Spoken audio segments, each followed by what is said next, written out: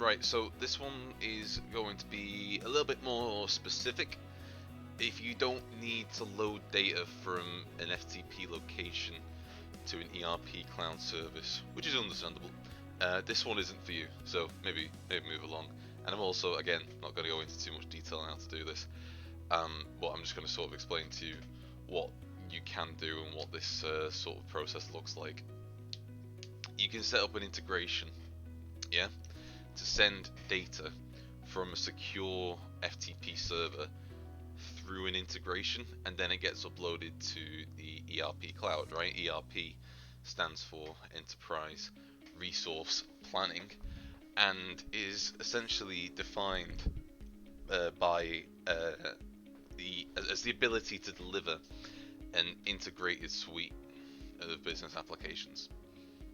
So your ERP tools share a common process and a data model covering broad and deep operational end-to-end processes, such as those found in finance or HR or supply chain and things like that. FTP just stands for File Transfer Protocol, by the way, and it's just a way of getting files from one place to another. You can see what I've got here is sort of Win SCP, which is sort of one. I think you could also use like FileZilla. Is another one of these where you can access server files, which will be shown on the right here, and then you can transfer stuff from your system straight to the server. So that can be quite useful using FTP. But this diagram I'm just going to show you to sort of illustrate the process of FTP to ERP transfer. Okay, so data is first pulled in from FTP location through a trigger, which is defined in your integration, right? Your integration cloud flow over here, yeah. And you don't have to understand what all of these diagrams mean. I just sort of think this from Oracle.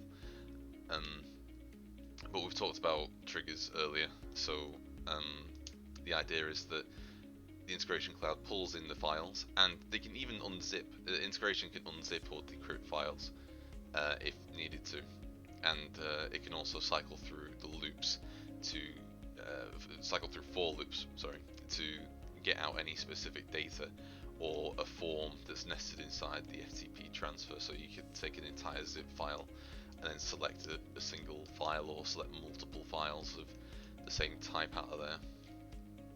And then once a new ERP file is ready, once it's been sort of decrypted and that, it is sent through an ERP Cloud adapter, which is this one here. That's what this thing looks like. It's the adapter.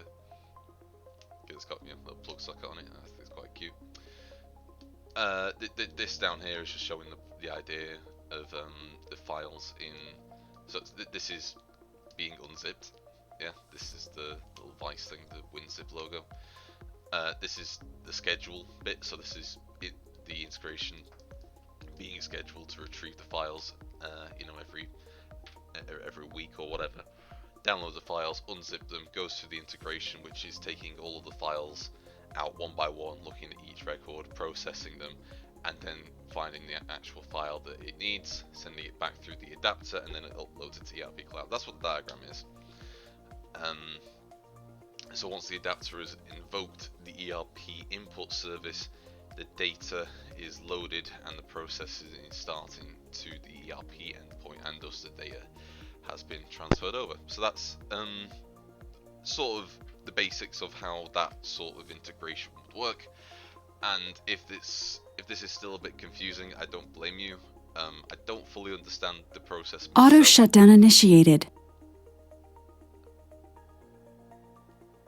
And am I still here?